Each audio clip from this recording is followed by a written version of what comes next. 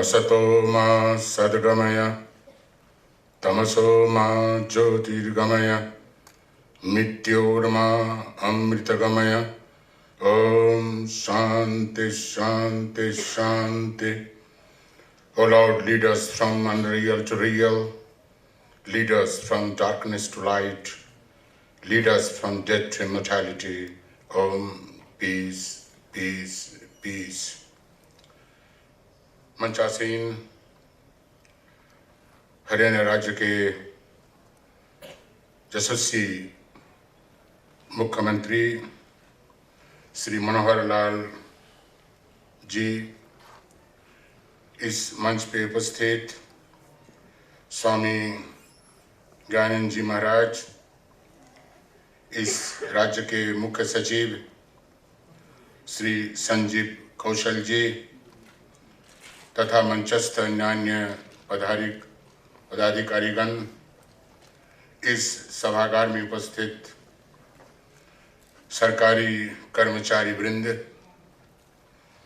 जब कहा जाता है कि सरकारी कर्मचारी वृंद, तो मैं थोड़ा सा हिचकता हूँ।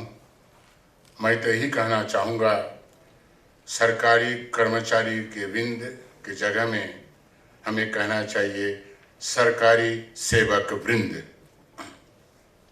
तो जो भी हो, आज हम सब यहाँ उपस्थित हुए हैं नैतिक शिविर के बारे में चर्चा करने के लिए। जिस मंत्र का हमने पाठ किया,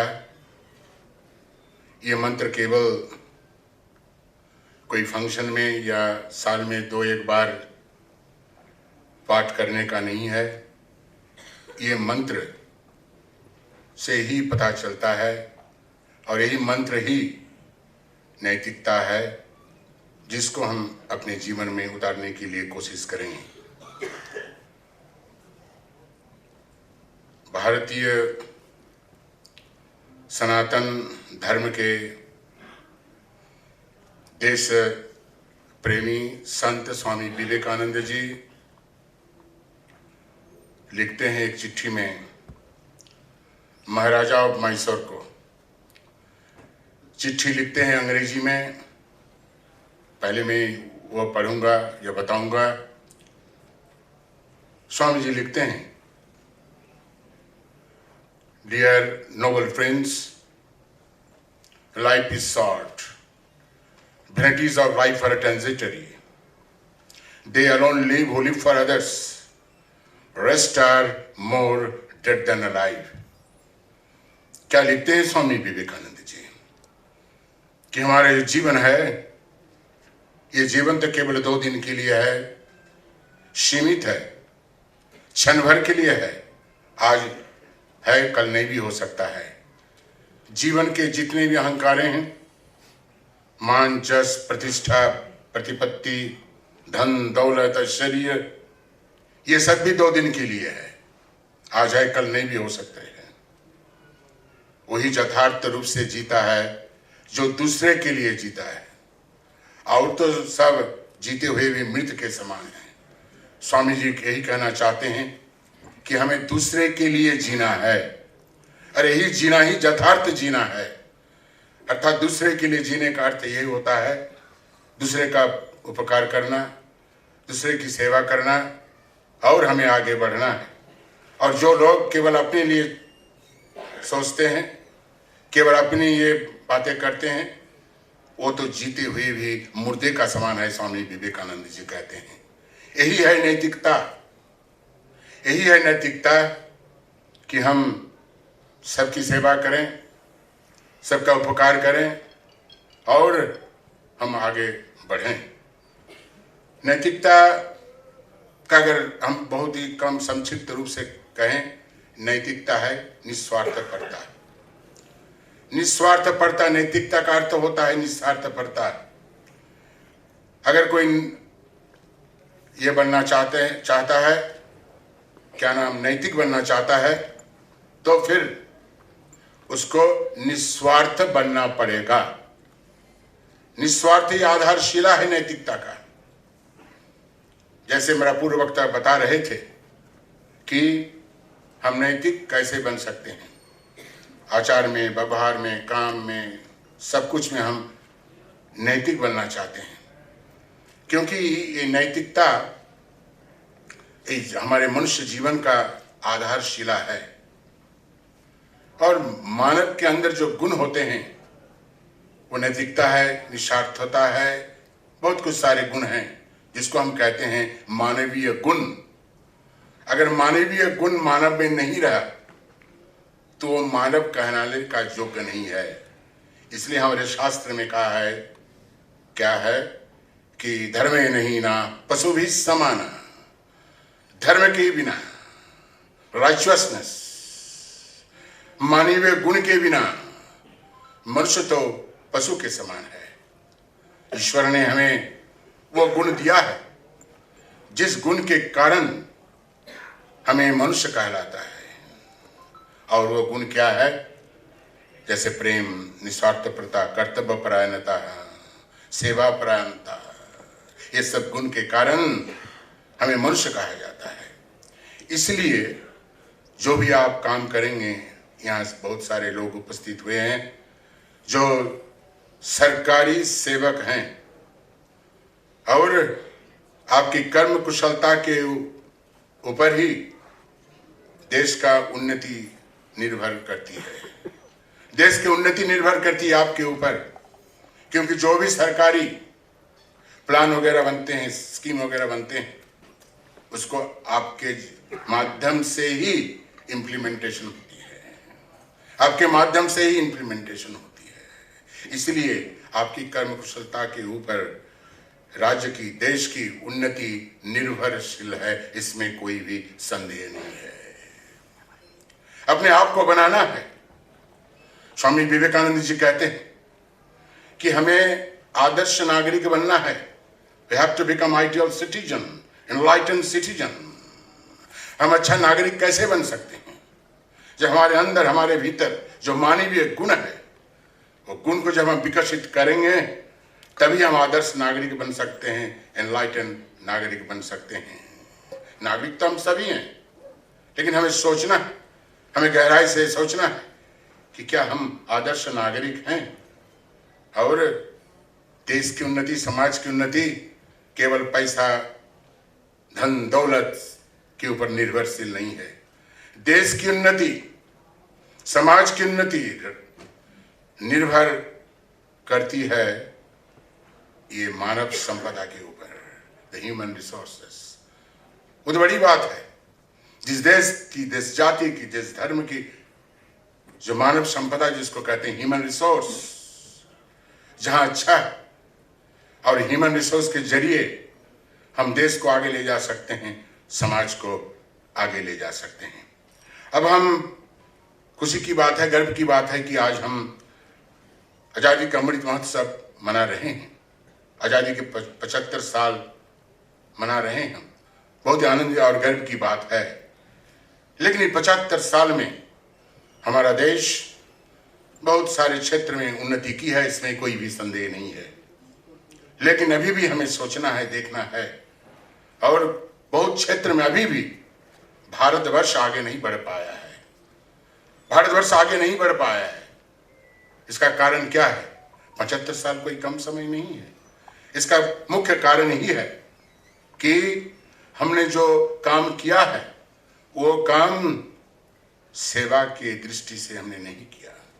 अगर सेवा का दृष्टि से हम सब काम करते तो जरूर भारतवर्ष, जो स्वामी विवेकानंद जी कह के गए, भारतवर्ष एक दिन विश्व गुरु बनेगा। और हमें बनाना है।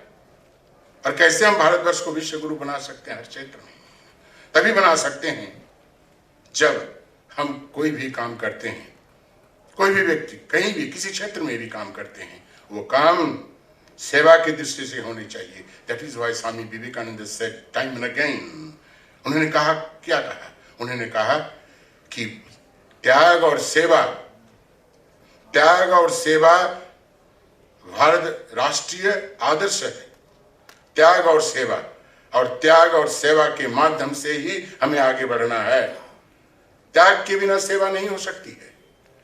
त्याग, जब हम कोई काम करते हैं तब वो कब सेवा बन जाती है, कब उपासना बन जाती है? When work becomes worship, work becomes service. जब कर्म के साथ समर्पण की भावना जुड़ जाती है, वो काम क्या हो जाता है? सेवा हो जाती है, वो काम उपासना बन जाती है। तो हमें इस दृष्टि से हमें सेवा करनी है। हम अच्छा प्रशासक बनना चाहते हैं, हम सुशासन चाहते हैं। अगर हम अच्छा प्रशासक और अच्छा सुशासन चाहते हैं तो हमें 3 चीजों पर गौर करना है। और वो क्या है? वो 3, देयर आर 3 थिंग्स। वो क्या है? वो है स्वच्छता, जिसको हम अंग्रेजी में कहते हैं ट्रांसपेरेंसी। और एक क्या है? अकाउंटेबिलिटी। अकाउंटेबिलिटी का अर्थ तो होता है जिम्मेदारी, रिस्पॉन्सिबिलिटी। और तीसरा है क्रेडिबिलिटी, विश्वसनीयता। ये 3 चीज की बहुत जरूरत है। और आज के दिन में तो स्वच्छता की बहुत ही आवश्यक है। काम में, काज में, सोच में, व्यवहार में, लेन देन में हमें स्वच्छता को अपनाना है। बहुत ही आवश्यक है आज के दिन में। आज के दिन में हम समाज में क्या देखते हैं? समाज में देखते there is a tremendous erosion of human values. आज के दिन आज समाज में हम देखते हैं मानवीय मूल्य का अवक्षय, जिसके कारण समाज में, देश में, सारा विश्व में न जाने क्या क्या घटना घट रही है, जिसके लिए हम सब सर्वनिंदा हैं। इसलिए पहला जो शर्त है, द फर्स्ट कंडीशन, कि हमें स्वच्छ बनना पड़ेगा। We have to become transparent. और दूसरी है जिम्मेदारी, जिसको हम अकाउंटेबिलिटी कहते हैं। हमें ये जिम्मेदारी निभाना पड़ेगा। हमें जिम्मेदारी दी, सरकार ने दी है, ये जिम्मेदारी हमको निभाना पड़ेगा। तभी हम आगे बढ़ सकते हैं, देश की सेवा कर सकते हैं, देश की उन्नति कर सकते हैं। और तीसरा है क्रेडिबिलिटी, जिसको हम अंग्रेजी में कहते हैं विश्वसनीयता। You have to earn credibility. लोग आपको विश्वास करेंगे। कोई भी सरकारी कर्मचारी जो है, सेवक जो हम कहते हैं, जब उसके पास जाते हैं तो जरूर क्रेडिबिलिटी के साथ बातें करना चाहिए। हम जाते हैं, देखिए बहुत सारे लोग दे हैव अर्न क्रेडिबिलिटी, और क्रेडिबिलिटी के कारण हम उसको विश्वास करते हैं, आंख बंद करके विश्वास करते हैं। तो ये 3 चीजें हमें ध्यान रखना है अगर हम सुशासन चाहते हैं, गुड गवर्नेंस चाहते हैं। अगर हम गुड गवर्नेंस चाहते हैं, इसलिए बंधुगण, मित्रोगण, मैं यही कहना चाहूंगा कि आप ये 3 चीज का ख्याल रखें और सेवा करते जाइए, देश की सेवा करते जाइए। मैंने पढ़ रहा था, चंद्ररेखा जी ने हमें एक कागज दिया था, वो प्रधानमंत्री नरेंद्र मोदी जी ने बहुत अच्छी तरह से उन्होंने लिखा है। उन्होंने बताया है कि कर्मचारी से कर्मयोगी थ्रू सर्विस, सेवा के माध्यम से। बहुत अच्छी बात है। हम केवल कर्म नहीं करते हैं, हम तो सेवा करते हैं, लेकिन हम कर्म को और अच्छी तरह से क्या कर सकते हैं, हमें जानना चाहिए। कर्म करने की कुशलता, जिसको हम कर्म करने की कला, हम नहीं जानते हैं बहुत सारे लोग। हमें जानना है कर्म करने की कला क्या है। और वो कला भगवान कृष्ण ने बार बार दोहराया है भगवत गीता में कि कैसे हमें कर्म करना चाहिए। वो कर्म करने से वो उपासना बन जाती है, कर्म उपासना बन जाती है, सेवा बन जाती है। तो वो है योग कर्मसु कौशलम, गीता में कहा गया है। ये जो योग है, ये जो कर्म योग है, ये कर्म करने की कुशलता है, कर्म करने की कला है, the art of doing work, जिसको हम कहते हैं। अगर इसी दृष्टि से हम काम करेंगे, निष्काम कर्मयोग जिसको हम कहते हैं, निष्काम कर्मयोग। आप प्रश्न करेंगे कि निष्काम कर्मयोग हम कर्म करेंगे, फल की आशा नहीं करेंगे, ऐसा कैसा हो सकता है? हो सकता है। क्यों नहीं हो सकता है? हो सकता है क्योंकि जब हम कर्म करते हैं, कोई भी व्यक्ति कर्म करता है, अच्छा कर्म करता है तो अच्छा फल मिलता है, इसको कोई भी रोक नहीं सकता है। कोई बुरा कर्म करता है तो बुरा फल मिलता है, इसको कोई भी रोक नहीं सकता है। इट्स लॉ ऑफ कर्म, जिसको हम अंग्रेजी में कहते हैं। लेकिन फल की आशा हमें नहीं करना चाहिए, उसके लिए माथा पीछी नहीं करना चाहिए। आप अच्छा कर्म कीजिए, आपको फल मिलेगा। अब अगर खराब कर्म करते हैं, बुरा कर्म करते हैं, आपको बुरा फल मिलेगा। इसलिए भगवान कृष्ण कहते हैं फल के बारे में तो माथा पीछी नहीं करो, कर्म करते जाओ, कर्म में तुम्हारा अधिकार है।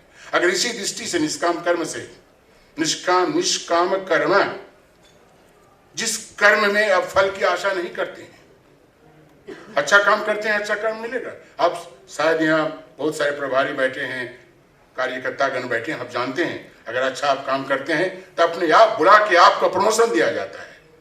वो सब पॉलिटिक्स है, बीच में कभी कभी होता नहीं है, लेकिन ज्यादातर अगर आप अच्छा काम करते हैं तो जरूर आपको अच्छा फल मिलता है, आपका प्रमोशन मिलता है, पदोन्नति होती है कि नहीं बताइए? होती है अगर आप अच्छा से काम बुला के करते हैं। इसलिए मेरे कहने का ये मतलब है कि नैतिकता को हमें अपनाना है, नैतिकता को हमें अपनाना है, और नैतिकता के बिना हम आगे नहीं बढ़ सकते हैं, आगे नहीं बढ़ सकते हैं। इसलिए मानवीय जो मूल्य है, जो ह्यूमन वैल्यूज, उसको हमारे अंदर, हमारे भीतर विकसित करना है।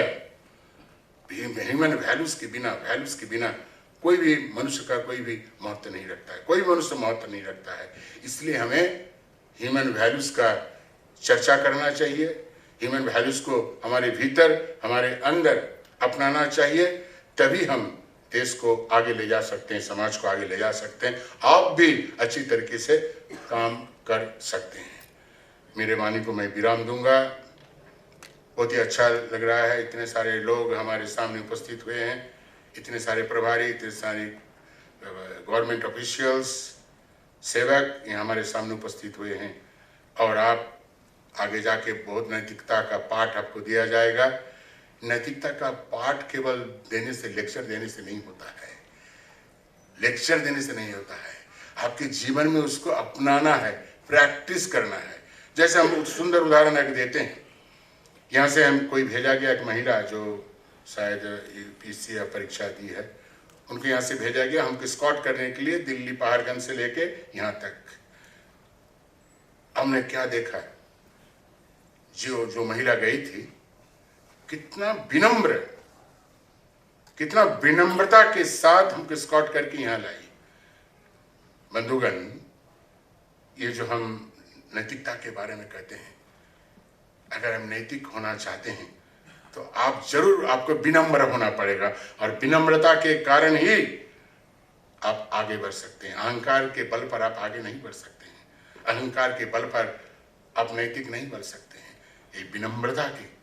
इसलिए हम कहना ही चाहेंगे कि जो भी ये सब हम देखते हैं कि हमें नैतिक बनना है, पाठ पढ़ाने से नहीं होता है, ये तो जीवन व्यवहार में, आचरण में हमें दिखाना है, हम इसको प्रैक्टिस करना है।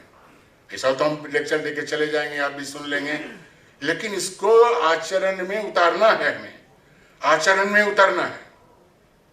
जैसे मेरा पूर्व वक्ता बता रहे थे, जो पब्लिक ज्यादातर इंटरेक्ट करता है, जो क्लास 3 क्लास 4 के जो एम्प्लॉय हैं उसके साथ ज्यादा मिलते हैं, और यही आशा हम करते हैं कि जो लोग भी सरकारी कर्मचारी या सेवक हैं, वो जब वार्तालाप करते हैं, लोगों से वार्तालाप करते हैं, उनसे काम करते हैं, तो उस समय हमें सोचना चाहिए कि वो कुछ हेल्प के लिए आए हैं, कुछ काम के लिए आए हैं, उसको उसी तरह एंटरटेन करना चाहिए, एंटरटेन कराना चाहिए। बुरा ना माने, हम कभी कभी देखते हैं जो सरकारी कर्मचारी है, I am not going to criticise, I am finishing, जब हम एक समालोचना नहीं करना चाहते हैं, तब कभी कभी देखते हैं जो उच्च पदस्थ के कर्मचारी होते हैं, वो उतना विनयी नहीं है, नम्र नहीं है, और विनयी नम्र होना पड़ेगा, विनयी नम्र होना पड़ेगा, and you should be accessible to all, accessible to all. सब संभव नहीं है, लेकिन जितना ही हो, हम दूसरे पब्लिक के प्रति हमें एक्सेसिबल होना पड़ेगा, तभी हम देश की सेवा कर सकते हैं, तभी कर्मचारी कर्मयोगी बन सकता है, जो हमारे माननीय प्रधानमंत्री चाहते हैं। हर कर्मचारी कर्मयोगी बने, और बनने का तरीका है, उन्होंने कहा सेवा भाव से, सेवा ही परमो धर्म, जो शास्त्र में कहा गया है, एंड सेवा, the service is the very foundation of morality, नैतिकता। नमस्कार, धन्यवाद। हम अपना वक्तव्य शुरू करना चाहूँगा। वो है बहुत सुंदर वैदिक मंत्र है, और वह है कि हम सबकी तरह सबसे यही आशा करते हैं कि आप स्वस्थ रहिए, आप आनंद में रहिए। सर्वे भवन्तु सुखिनः, सर्वे सन्तु निरामया, let all be happy, let all be healthy. आप स्वस्थ रहिए, आप आनंद में रहिए, यही हमारी ठाकुर माँ स्वामी जी ईश्वर से यही प्रार्थना है। नमस्कार, धन्यवाद। बहुत बहुत आभार परम पूज्य स्वामी सर्वलोकानंद जी महाराज जी का। उनके उद्बोधन और उद्बोधन के माध्यम से हम सबको जो मार्गदर्शन दिया, उन्होंने जीवन के मंत्र हैं वो आत्मसात करने के लिए और व्यवहार में उसको धारण करने के लिए।